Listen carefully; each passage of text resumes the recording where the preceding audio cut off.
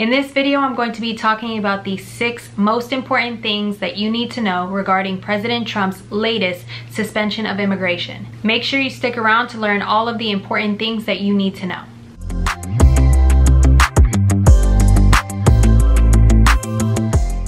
Hello everyone and welcome back to another video. By now, I'm sure you have already heard about the news regarding the latest extension of the immigration suspension. I'm sure you have either read the proclamation yourself or even watched videos about it already. I wanted to take the time to review the proclamation in its entirety to make sure that I'm able to give you all of the key points that you need to know.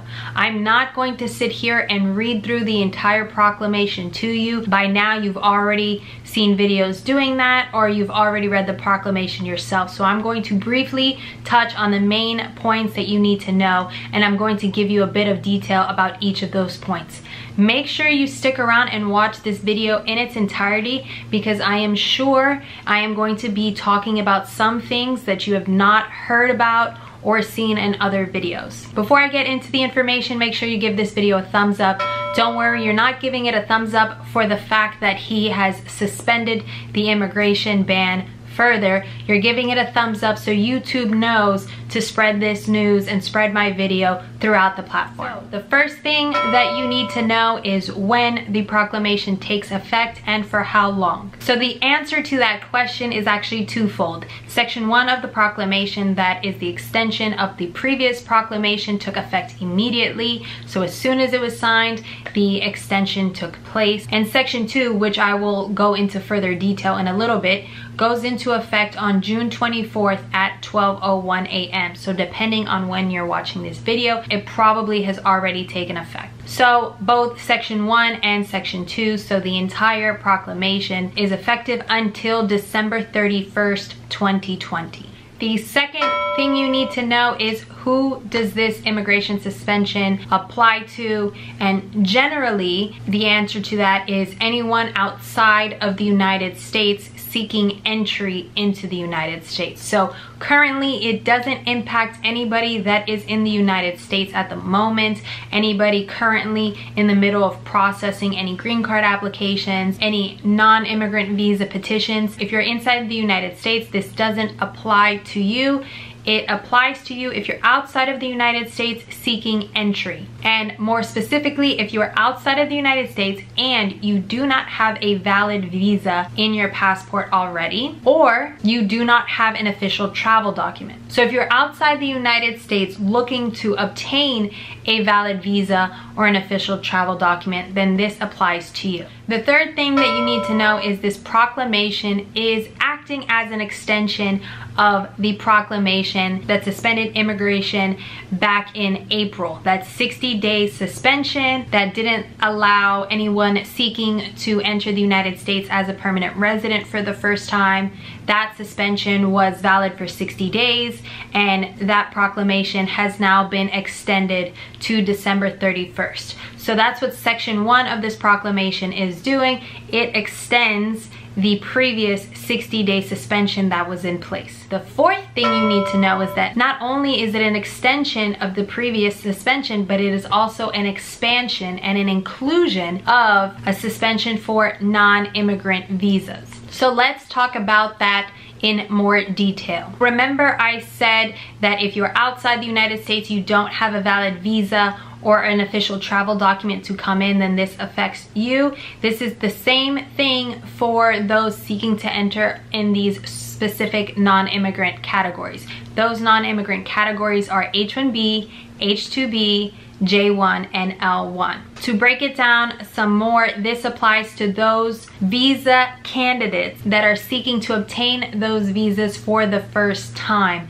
and enter the United States. If you are already in the United States and you hold that status already, H-1B, H-2B, J-1, or L-1, then it doesn't impact you because you are already admitted to the United States in that status. But if you are seeking admission for the first time and you have not received a visa already, then this applies to you. The proclamation also includes dependent. For each of those visa categories that I mentioned, the proclamation also suspends the entry, the first time entry in the visa categories as a dependent. So the spouse or child of an H-1B is H-4. They're suspended from coming in as well. The spouse or dependent of an L-1 is L-2. Those 4 categories, H-1B, H-2B, J-1, and L-1, it includes their dependent in this suspension. So what does that mean for the H-1B visa lottery winners from this year? Well, you were supposed to get your H-1B visa stamp for the very first time and enter in H-1B status in October. You're unable to do that. Aside from the embassies being closed and you're unable to attend an interview at the embassy to get your visa stamp, now even if the embassies reopen, you're unable to enter for the first time on October 1st in H-1B status. Now let's talk about the mention of J-1 in this proclamation. So anyone seeking to enter as a J-1 and is participating as an intern, trainee, teacher, camp, counselor, au pair, or summer work travel program, and any alien accompanying or following to join. It's not a categorical prohibition on J-1, it's just these that I've read to you, which means that they're not prohibiting, for example, scholars and physicians. If you're a scholar, a physician, researcher, then it doesn't apply to you. I want to bring up a point regarding the L-1 visa category. The L-1 visa is for intracompany transferees. It's specifically when a company outside of the United States is transferring either their manager or executive or an employee with specialized knowledge to the United States, whether it's to open a new office or to run operations. There are a number of reasons. So those types of jobs are not for US workers. So why the L-1 suspension was included in this, I'm not sure. It's not really appropriate. And if you watch the video of my controversial immigration chit-chat where I explain the L-1 process and the need to have foreign companies opening operations in the United States to employ other workers, why would an entity open an office in the United States if they're unable to bring their own people that know their organizations in and out, that run their organization abroad successfully? If they can't bring that person to the United States to run the operation here so the company can expand and therefore employ US workers, then they're not going to want to expand operations into the United States. So essentially what you're telling foreign companies now is you can't invest in the United States, you can't expand operations in the United States. We're not gonna let you open your offices here and bring your top people here to run the operation. So now we're missing out on potential job openings for US employees. It's sending the wrong message. Let's move on to the 5th thing that you need to know, which are the exceptions to the immigration suspension. And these exceptions apply to both Section 1 and Section 2, the continuation, the extension of the previous proclamation, as well as this additional suspension for non-immigrant visa categories. The exceptions are, if you are a lawful permanent resident, then this suspension does not apply to you. If you are the spouse or child of a US citizen, then you are exempted from this suspension as well. It also doesn't apply to anyone seeking to enter on an immigrant visa that is going to be providing medical services, whether it's research or medical care, anyone found to be in the national interest of the United States, anyone seeking to enter to further law enforcement objectives, any members of the US Armed Forces, and those H-2B candidates that are entering to provide temporary labor or services to the US food supply chain. Now that I've gone over the exceptions, let's talk about who is impacted by this suspension. So obviously I already mentioned the H-1B, H-2B, J-1, and L-1 categories, as well as their dependents that are seeking to come in, accompanying them or following to join them later. So those I already discussed. Let's talk about who else is impacted. So parents of US citizens, there isn't an exception for parents of US citizens. There's an exception for spouses and children, but unfortunately there isn't an exception for parents of US citizens, so they won't be eligible to come in as a permanent resident until next year maybe. Also, this impacts spouses and children of lawful permanent residents. The remaining family-based preference categories, so brothers and sisters of U.S. citizens, the unmarried and married sons and daughters of U.S. citizens, you are subject to this suspension as well. With respect to employment-based categories, essentially all the preference categories are affected except in the April proclamation, which was just extended. There was a specific exception for EB-5 preference category. So if you are entering under the EB-5 investor program, then you will be allowed to come in. You are not subject to this proclamation. Also, I mentioned there is an exception for those in the national interest.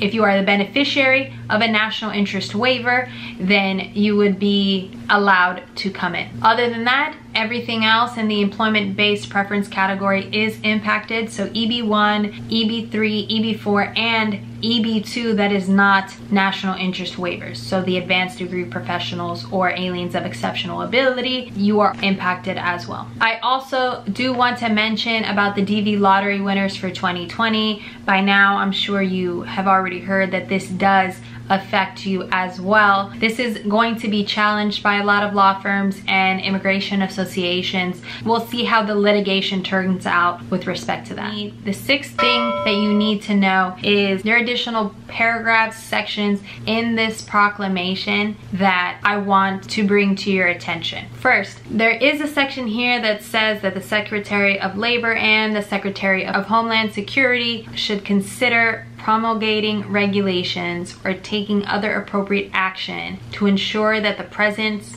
in the United States of aliens who have been admitted or otherwise provided a benefit, or who are seeking admission or a benefit pursuant to an EB-2 or EB-3 immigrant visa or an H-1B non-immigrant visa, does not disadvantage United States workers. What this is saying is that there should be regulations and measures taken to impact those that are already in the United States under H-1B, EB-2, and EB-3. So this whole proclamation is about the suspension of entry of immigrants and non-immigrants into the United States.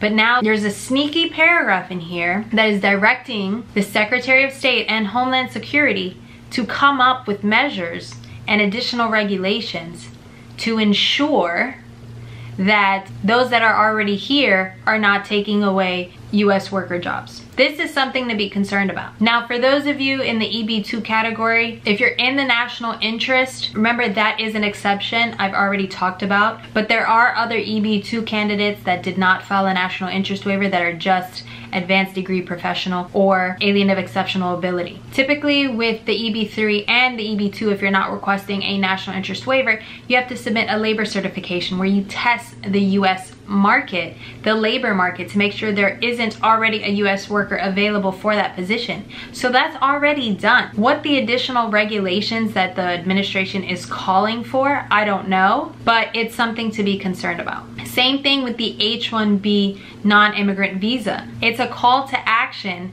for them to figure out what to do with those that are already working here under those visa categories. Another thing that they snuck in here that has nothing to do with preventing the entry of immigrants from outside of the United States into the United States is here. Take appropriate and necessary steps consistent with applicable law to prevent certain aliens who have final orders of removal, who are inadmissible or deportable from the US, or who have been arrested for, charged with, or convicted of a criminal offense in the United States from obtaining eligibility to work in the United States. So essentially, if you've committed a certain crime, you could be prohibited from even obtaining employment authorization in the United States. Final thing, I know I'm going to get this question, so I'm just going to answer it right here. Anyways, no, this does not affect anyone looking to enter under K-1 visa. So K-1 visas are not impacted by this proclamation. So there you have the 6 major points that you need to be aware of with respect